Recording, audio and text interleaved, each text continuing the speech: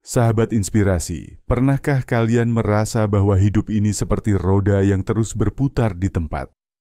Dimanapun kalian berusaha, sepertinya rezeki selalu menghindar, kebahagiaan terasa jauh, dan segala sesuatu berjalan tidak sesuai harapan. Tapi bagaimana jika ada rahasia kecil yang bisa mengubah segalanya? Rahasia yang tidak melibatkan uang, koneksi, atau keahlian khusus, melainkan hanya butuh secuil perhatian kepada makhluk-makhluk kecil yang sering kita abaikan. Ini adalah kisah nyata yang akan membuat kalian memandang dunia dengan cara yang sama sekali berbeda. Tetaplah sampai akhir, karena pesan dalam cerita ini mungkin akan mengubah hidup kalian selamanya. Jangan lupa untuk like, share, dan subscribe channel Narasi Inspiratif Official agar tidak ketinggalan kisah-kisah penuh hikmah lainnya. Klik lonceng notifikasi supaya kalian dapat update setiap kami mengupload konten baru. Mari kita mulai perjalanan ini dengan mengenal seorang pemuda bernama Raka. Sinar matahari sore yang keemasan menyinari teras rumah sederhana di pinggiran kota. Raka, seorang lelaki 28 tahun dengan postur tinggi tapi sedikit bungkuk akibat terlalu banyak menghabiskan waktu di depan laptop, duduk termenung sambil menatap layar komputernya yang penuh dengan draft proposal yang ditolak klien. Matanya yang biasanya bersinar kini terlihat sayu, dikelilingi lingkaran hitam akibat kurang tidur. Proyek ketiga yang ditolak bulan ini, gumamnya pelan sambil menggosok pelipisnya yang mulai berdenyut-denyut. Bau kopi tubruk yang sudah dingin di sampingnya bercampur dengan aroma keringat yang menempel pada kaos oblongnya yang sudah usang. Di sudut lain teras, tumpukan buku desain grafis dan beberapa botol minuman energi kosong berserakan tak karuan. Kehidupan Raka belakangan ini seperti jalan di tempat. Setelah resign dari pekerjaan kantoran setahun lalu untuk mengejar impian sebagai freelancer, hidupnya justru semakin sulit. Tabungannya menipis, pacarnya selama 3 tahun memutuskan hubungan karena tidak tahan dengan ketidakpastian hidupnya, dan kini ia mulai mempertanyakan semua pilihan hidupnya. Tiba-tiba, suara gemericik air memecah kesunyian. Raka menoleh dan melihat Tante Mira, tetangga berusia 45 tahun, yang selalu terlihat anggun dengan kebaya sederhananya, sedang menyiram tanaman-tanaman di halaman rumahnya yang asri. Tidak seperti rumah-rumah di sekitarnya yang dipenuhi beton. Rumah Tante Mira seperti oasis kecil dengan berbagai macam tanaman bunga dan buah yang tertata rapi. "Lagi banyak pikiran, Nak?" tanya Tante Mira dengan suara lembut sambil terus menyiram tanaman mawar merahnya. Matanya yang bijak seolah bisa menembus kegelisahan di hati Raka. Raka menghela napas panjang. "Hidup saya berantakan, Tante. Semua yang saya usahakan sepertinya tidak membuahkan hasil. Saya mulai berpikir mungkin saya memang tidak berbakat." Tante Mira berhenti menyiram dan mendekati pagar pembatas. "Sudah coba bersedekah, Nak?" "Sedekah?" Raka mengerutkan kening. "Dengan kondisi saya sekarang, uang untuk makan saja pas-pasan, Tante." Tante Mira tersenyum misterius. "Sedekah itu tidak selalu tentang uang, Nak. Ada yang namanya sedekah terbalik." Raka mengangkat alisnya. "Sedekah terbalik? Apa maksudnya, Tante?" Tante Mira membuka gerbang kecil dan mendekati Raka. Bau harum bunga melati yang melekat pada kebayanya membuat suasana terasa lebih tenang. Kebanyakan orang berpikir sedekah itu hanya untuk sesama manusia. Tapi sebenarnya, semua makhluk hidup berhak menerima kebaikan kita. Dia menunjuk ke sudut teras di mana beberapa ekor semut berbaris rapi. "Lihat mereka, makhluk kecil yang sering kita anggap mengganggu. Pernah terpikir untuk memberinya makan?" Raka tertawa getir. "Memberi makan semut, buang-buang makanan saja, Tante. Lagi pula, apa hubungannya semut dengan masalah hidup saya?" Tante Mira tidak langsung menjawab. Dia mengambil secuil gula dari saku kebayanya dan menaburkannya di jalur semut. "Setiap makhluk hidup punya hak untuk hidup, Nak. Dan setiap kebaikan sekecil apapun, akan kembali kepada kita dalam bentuk yang tak terduga. Raka menggeleng-gelengkan kepala. Maaf Tante, tapi saya tidak percaya hal-hal mistis seperti itu. Saya butuh solusi nyata untuk masalah nyata. Lalu apa solusi nyatamu selama ini? Tanya Tante Mira dengan lembut tapi menohok. Mengurung diri? Menyalahkan keadaan? Atau terus-menerus memaksa hidup mengikuti keinginanmu? Pertanyaan itu membuat Raka terdiam. Matanya kembali menatap layar laptop yang masih menampilkan pesan penolakan dari klien. Rasanya seperti ada beban besar di dadanya. Percaya atau tidak, Nak? Lanjut Tante Mira sambil berdiri.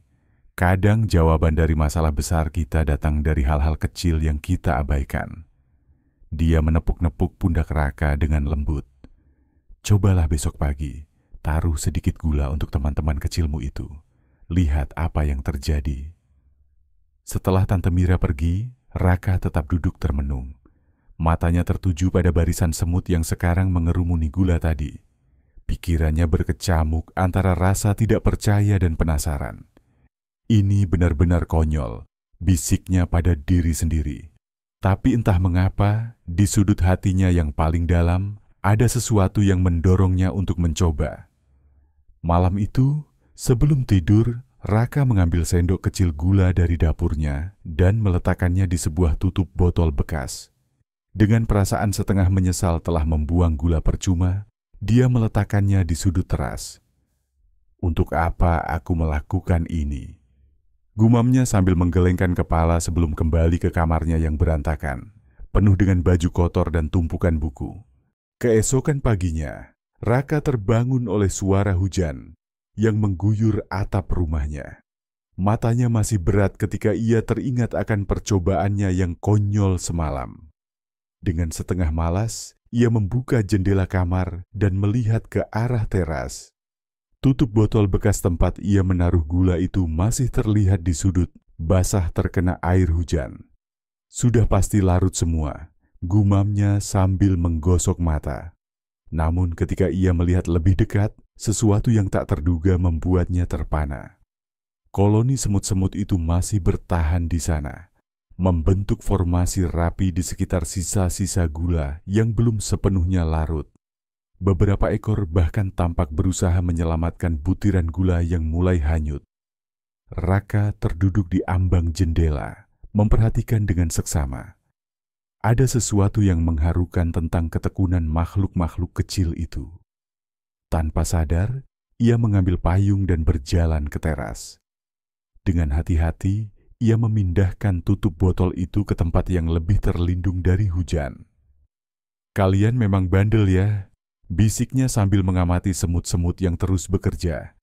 Tiba-tiba, teleponnya berdering, sebuah nomor tak dikenal. Dengan enggan, ia mengangkatnya. "Pak Raka, saya dari PT Karya Indah. Kami tertarik dengan portofolio Anda dan ingin menawarkan proyek desain kemasan produk baru kami." Raka nyaris menjatuhkan teleponnya. Perusahaan ini adalah klien besar yang selama ini selalu menolak proposalnya. "Tentu, saya sangat berminat. Bisa dikirim detailnya via email?" Setelah menutup telepon, Raka berdiri terpana di tengah teras yang basah. Matanya beralih antara telepon di tangannya dan koloni semut yang masih sibuk di bawah payung. Ini tidak mungkin ada hubungannya, kan? Gumamnya mencoba mencari penjelasan logis. Saat ia berbalik, ia melihat Tante Mira berdiri di balik jendela rumahnya, tersenyum kecil sambil mengangguk-angguk. Raka segera bergegas ke rumah tetangganya itu. "Tante, saya baru saja dapat telepon dari klien besar. Tapi ini pasti kebetulan, kan?" Tante Mira mengangkat teko dan menuangkan teh hangat untuk Raka. "Kebetulan adalah cara Tuhan untuk tetap anonim, Nak," ujarnya dengan mata berbinar. "Kau sudah memberi makan mereka kemarin?" Raka mengangguk pelan. "Tapi Tante, itu hanya sedikit gula. Tidak mungkin ini ada hubungannya dengan..." "Ah, kau masih meragukannya?" Tante Mira menyela sambil menyipitkan mata. "Lalu apa yang akan kau lakukan hari ini? Masih mau melanjutkan eksperimenmu?" Seminggu telah berlalu sejak kejadian itu. Raka kini memiliki rutinitas baru. Setiap pagi sebelum mulai bekerja, ia akan menaburkan sedikit gula atau remah-remah makanan di sudut terasnya. Ia juga mulai memperhatikan tanaman-tanaman di sekitar rumahnya yang selama ini ia abaikan. Beberapa pot bunga milik tetangga yang terlihat layu kini mendapat perhatian khusus darinya. Suatu pagi, ketika Raka sedang menyiram tanaman pakis milik Nyonya Lina tetangga sebelah, seorang wanita muda berhenti di depan rumahnya. "Maaf Pak, tanaman itu, apakah Bapak yang merawatnya sejak beberapa hari ini?" Raka menoleh dan melihat seorang wanita sekitar usia 25 tahun dengan rambut pendek sebahu dan mata yang tajam tapi ramah. Ia mengenakan kemeja kotak-kotak dan celana jeans sederhana. "Iya, kebetulan lihat tanamannya layu. Saya cuma bantu siram saja," jawab Raka sambil menyeka keringat di dahinya. Wanita itu tersenyum lebar. "Saya Dinda, cucu Nyonya Lina. Nenek saya sedang dirawat di rumah sakit, jadi tanaman-tanamannya sempat terbengkalai." Matanya berbinar penuh rasa terima kasih. "Terima kasih sudah merawatnya. Nenek sangat menyayangi tanaman-tanamannya ini." Raka merasa telinganya memanas. Tidak usah disebut-sebut. Saya hanya iseng saja." Ia tidak berani mengatakan bahwa itu bagian dari sedekah terbalik yang mungkin akan membuatnya terdengar aneh. Dinda mengamati Raka dengan penasaran. "Kebetulan saya sedang mengerjakan proyek fotografi tentang tanaman urban. Boleh saya memotret beberapa tanaman di sekitar sini, termasuk yang Bapak rawat ini?" Proyek klien Raka yang tiba-tiba datang minggu lalu, pertemuan tak terduga dengan Dinda hari ini, semua mulai terasa seperti rangkaian peristiwa yang anehnya saling terhubung. Saat Dinda sibuk memotret tanaman pakis itu, Raka melihat seekor kupu-kupu hinggap di bunga kecil di dekatnya. Kupu-kupu itu seperti mengangguk-angguk padanya sebelum terbang lagi. "Kau lihat itu!" bisik Raka pada dirinya sendiri, mencoba memahami apa yang sedang terjadi dalam hidupnya. Mungkinkah semua ini benar-benar ada hubungannya dengan sedekah terbalik yang diajarkan Tante Mira? Ketika Dinda selesai memotret, ia mengeluarkan kartu nama dari saku celananya. "Ini kontak saya. Kalau ada waktu, mungkin kita bisa ngobrol lebih lanjut tentang tanaman-tanaman di sekitar sini. Saya merasa Bapak punya cerita menarik di balik semua ini." Raka menerima kartu itu dengan tangan yang sedikit gemetar. Entah mengapa, hatinya berdebar-debar, bukan hanya karena pertemuan tak terduga ini, tapi juga karena ia mulai merasakan sesuatu yang aneh. Seolah alam semesta sedang berbicara padanya melalui hal-hal kecil yang selama ini ia abaikan. Hari-hari berikutnya, Raka menemukan dirinya semakin sering bertemu Dinda. Mereka berbincang tentang tanaman, fotografi, bahkan kehidupan kota yang kadang terasa terlalu keras untuk makhluk kecil seperti semut atau kupu-kupu. Dinda ternyata bekerja sebagai jurnalis lepas yang sering menulis tentang lingkungan.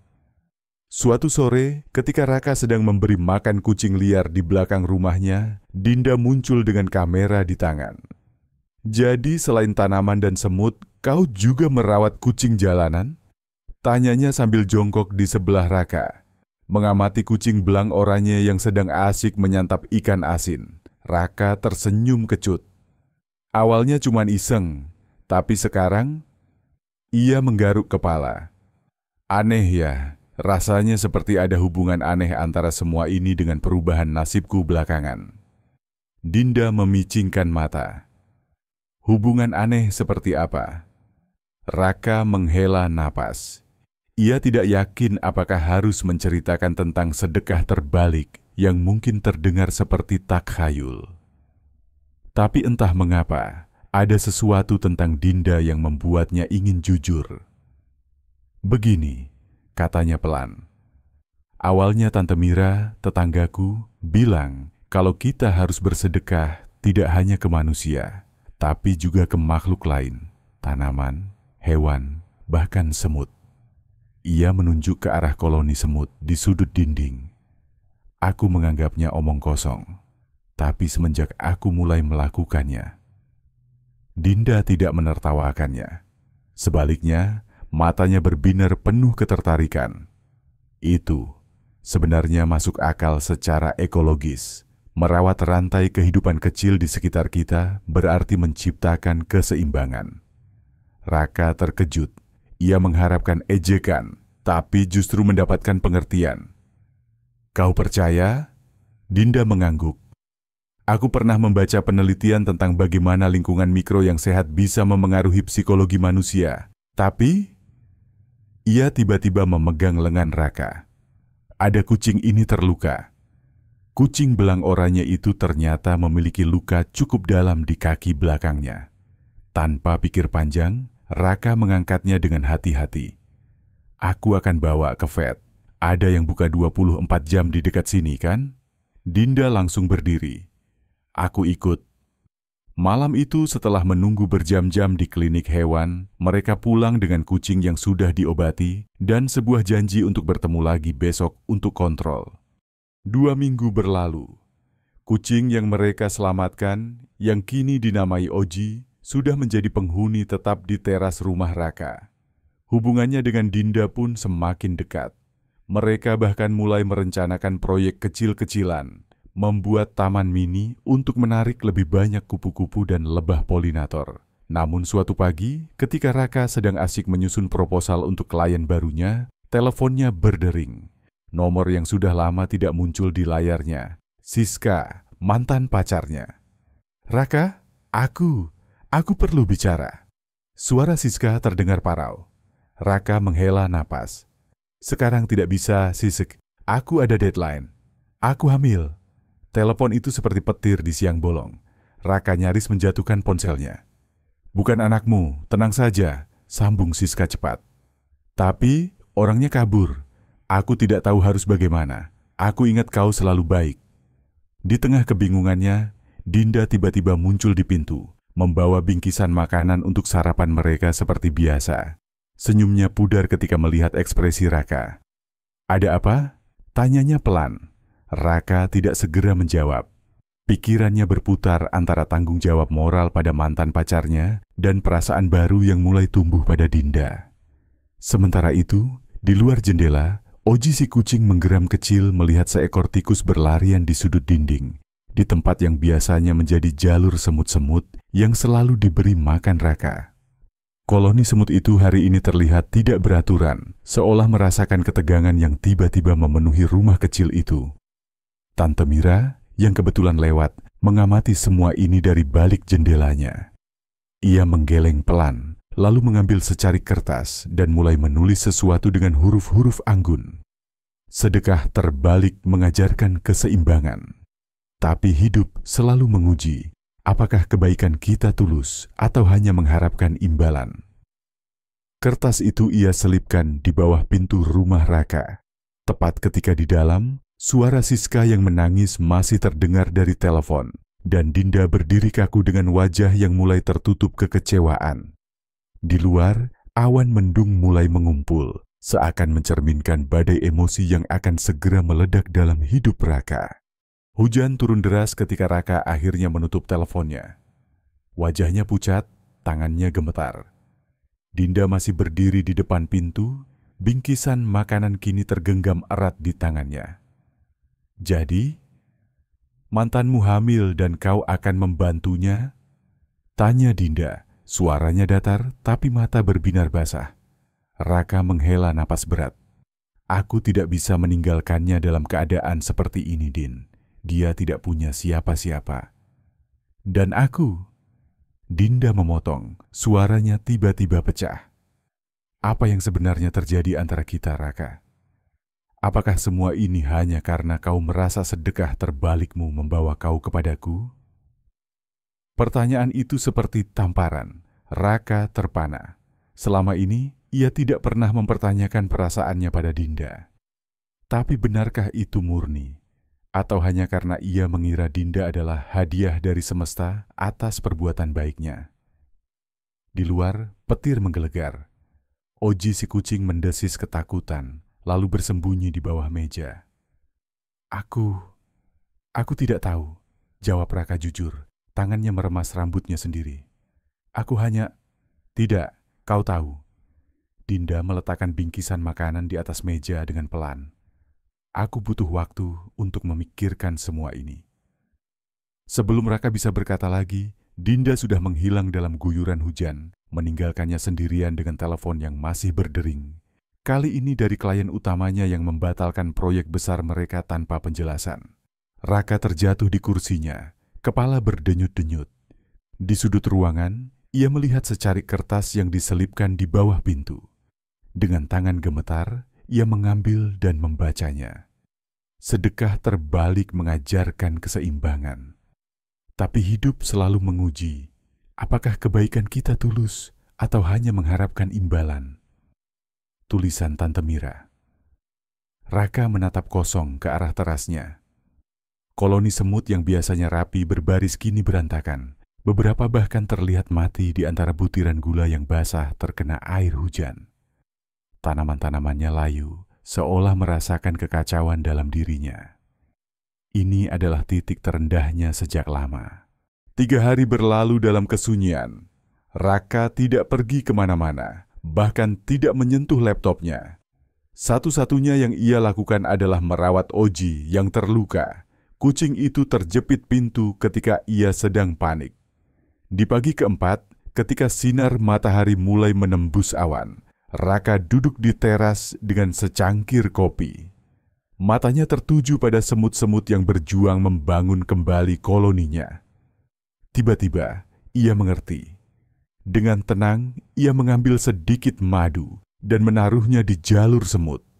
Bukan karena mengharapkan apa-apa, tapi karena ia tulus ingin makhluk-makhluk kecil itu bertahan. Ia menyiram tanamannya. Bukan karena berpikir itu akan mengembalikan Dinda, tapi karena ia peduli pada kehidupan yang telah ia rawat. Dan ketika Siska menelepon lagi, Raka menjawab dengan tegas, "Aku akan membantumu menemukan bantuan yang tepat, Sisk. Tapi aku tidak bisa menggantikan posisi ayah anakmu." Saat ia menutup telepon, sesuatu yang aneh terjadi. Oji yang selama ini bersembunyi, tiba-tiba melompat ke pangkuannya sambil mendengkur. Dari jauh, ia melihat Dinda berjalan pelan mendekati pagar rumahnya, membawa beberapa bibit tanaman baru. Mata mereka bertemu. "Koloni semutmu kacau balau," kata Dinda, mencoba tersenyum. Raka mengangguk.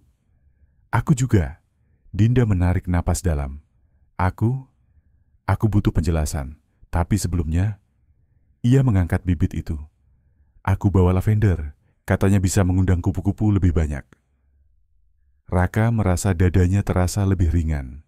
Ia tidak berjanji pada Dinda bahwa semuanya akan baik-baik saja. Tidak menjamin bahwa sedekah terbaliknya akan membawa hasil tertentu. Tapi hari ini, ia belajar satu hal.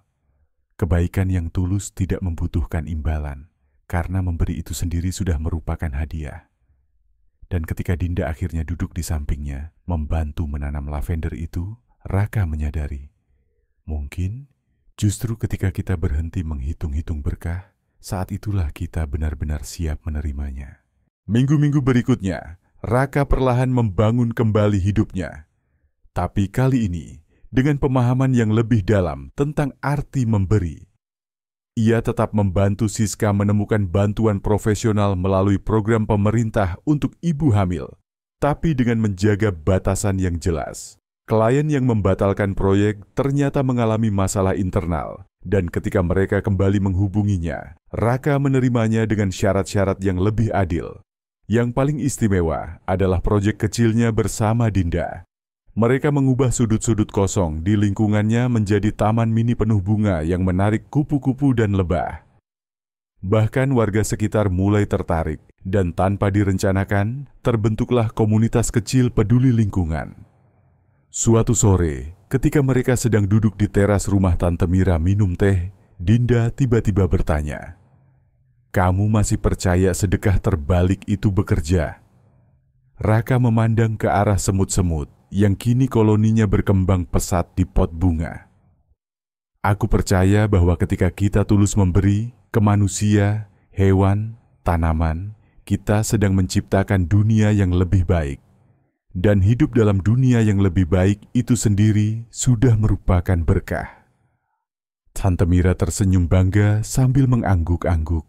Di penghujung tahun, lingkungan mereka berubah drastis. Tempat yang dulu gersang kini dipenuhi tanaman dan kehidupan. Raka bahkan mendapat tawaran pekerjaan tetap sebagai desainer di perusahaan konservasi alam tempat Dinda bekerja. Pada malam pergantian tahun, mereka semua berkumpul di taman kecil mereka. Tante Mira membawa kue buatannya, Siska datang dengan bayinya yang sudah lahir sehat, bahkan Oji si kucing kini gemuk dan bahagia. "Ada yang mau aku bacakan?" tanya Tante Mira sambil mengeluarkan buku catatannya. Di halaman terakhir tertulis, "Sedekah terbalik bukan mantra ajaib. Ia hanya mengingatkan, kita bagian dari jaringan kehidupan yang luas. Memberi dengan tulus artinya menyatu dengan semesta. Dan dalam kesatuan itu, kita menemukan kedamaian yang lebih berharga dari semua keberuntungan duniawi." Raka memandang sekeliling. Dinda tersenyum padanya. Oji mendengkur di pangkuannya, dan di tanah, semut-semut kecil berbaris rapi membawa remah-remah kue yang jatuh. Ia tak lagi bertanya-tanya apakah semua ini hasil sedekah terbaliknya. Karena jawabannya ada dalam rasa syukur yang tulus di hatinya. Syukur bisa menjadi bagian dari lingkaran kebaikan yang terus berputar. Di kejauhan, kembang api mulai mewarnai langit malam. Tahun baru datang membawa harapan, tapi Raka sudah menemukan sesuatu yang lebih berharga. Bahwa hidup paling bermakna ketika kita berhenti menuntut dan mulai memberi.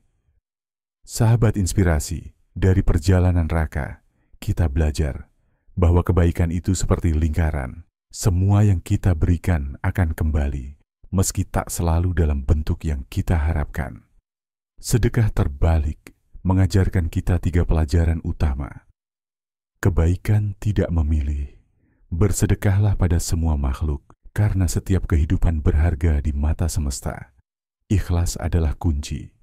Ketika kita memberi tanpa menghitung keuntungan, disitulah kita menemukan kebahagiaan sejati. Dunia merespon rasa hormat. Kita alam akan mencerminkan apa yang kita tabur. Jika kita peduli pada sekecil semut, semesta akan memperhatikan kita pula. Jadi, sebelum mengeluh tentang hidup, coba tanya diri sendiri.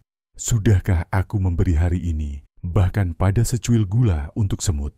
Jika cerita ini menginspirasimu, like, share, dan subscribe ke Narasi Inspiratif Official untuk konten penuh makna lainnya. Nyalakan lonceng notifikasi agar tidak ketinggalan kisah-kisah yang mengubah perspektif. Pernah merasakan keajaiban dari kebaikan kecil? Ceritakan pengalamanmu di kolom komentar. Sampai jumpa di cerita berikutnya. Karena kadang, perubahan besar dimulai dari hal terkecil yang kita lakukan dengan hati.